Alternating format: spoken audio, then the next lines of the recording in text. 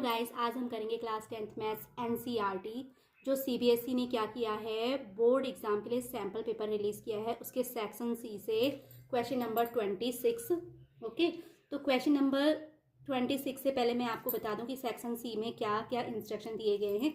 Section C क्या है, इसमें कंसिस्ट करेंगे 6 क्वेश्चन ऑफ 3 मार्क्स ईच, यानी सेक्शन सी में 6 क्वेश्चन होंगे और ईच की वैल्यू क्या होगी, 3 मार्क्स होगी। तो हमारा इसमें क्या है, 26 है।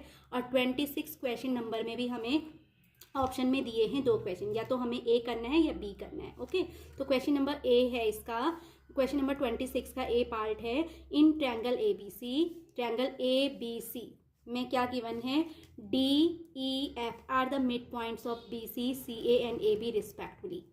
Prove that triangle F B D is similar triangle D E F and triangle, दूसरा हमें प्रूव करना है D E F similar prove करना है ट्रायंगल ए बी सी के।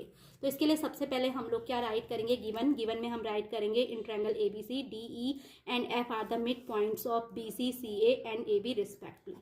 उसके बाद सेकंड पॉइंट हमारा होगा टू प्रूफ। तो टू प्रूफ में फर्स्ट करके मैं राइट करूंगी triangle F B D similar proof करना है हमको triangle D E F, and second part में हमको प्रूफ करना होगा triangle D E F similar triangle A B C के। तो उसके बाद हमारा सॉल्यूशन स्टार्ट होता है। तो सॉल्यूशन में हम क्या करेंगे, इसमें अप्लाई करेंगे मिड पॉइंट थ्योरम।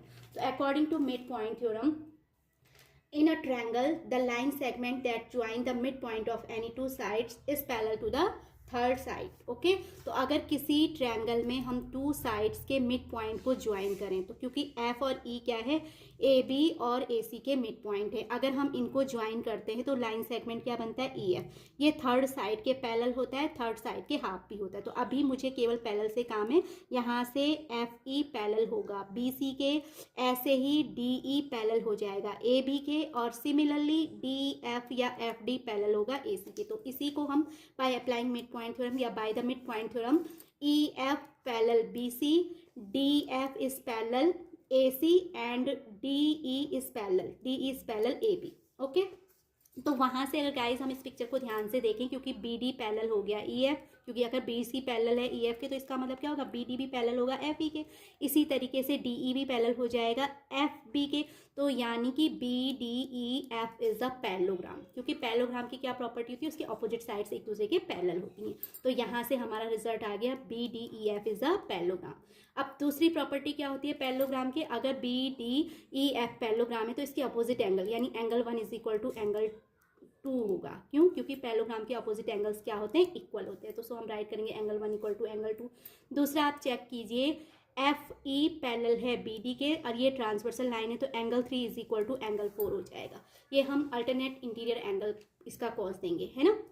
तो अब हम कंपैरिजन करेंगे ट्रायंगल किसमें, F B D and triangle D E F में। तो again in triangle F B D and triangle D E F equal to, अभी देखिए हमने इन दोनों ट्रायंगल में, एक तो बी डी एफ और ट्रायंगल डी ई एफ में क्या क्या सिमिलरिटीज है। ट्रायंगल डी ई एफ का जो एंगल 3 है वो ट्रायंगल बी डी एफ के एंगल 4 के बराबर है। तो मैंने वही राइट करा angle 4 equal to angle 3, and इसका जो इस वाले ट्रायंगल का एंगल 2 है, ट्रायंगल डी ई एफ के एंगल 1 के बराबर है। इसका कॉज लिखा प्रूफ्ड अब। तो सो क्या हो जाएंगे, triangle F B D similar हो जाएगा, एफ बी डी सिमिलर हो जाएगा डी ई एफ के। कौन सी प्रॉपर्टी से, एंगल सिमिलर प्रॉपर्टी। तो ये हमारा फर्स्ट वाला जो इसका पार्ट है वो प्रूफ हो चुका है, इसको हम इक्वेशन फर्स्ट कह देंगे। ओके, देन अगेन हम यहाँ पर चेक करके देख सकते हैं कि जो डी सी ई एफ भी क्या होगा, पैरेललोग्राम होगा। पैरेललोग्राम है तो इसके ऑपोजिट एंगल क्या होंगे, इक्वल होंगे।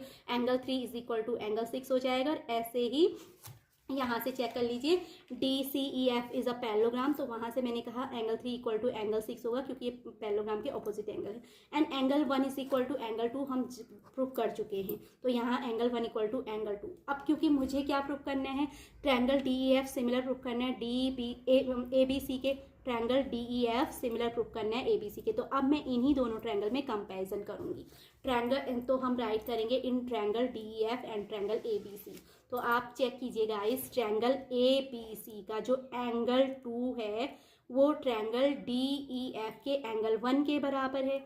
इसी तरीके से यहाँ जो हमारा है एंगल 3, जो इसका एंगल 3 है वो बड़े ट्रायंगल ए बी सी के एंगल 6 के बराबर है। तो मैंने राइट करा angle 2 is equals to angle 1। दोनों ट्रायंगल में मैंने कंपैरिजन करने के बाद राइट करा angle 2 equal to angle 1 and angle 3 is equal to angle 6। तो दोनों ट्रायंगल क्या हो जाएंगे, triangle D E F similar हो जाएगा ट्रायंगल ए बी सी के कौन सी प्रॉपर्टी से, एंगल सिमिलर प्रॉपर्टी से। तो इस तरीके से हमने सेक्शन सी के क्वेश्चन नंबर 26 का ए पार्ट कर लिया। तो आई होप गाइज आपको ये अच्छे से क्लियर हो गया होगा।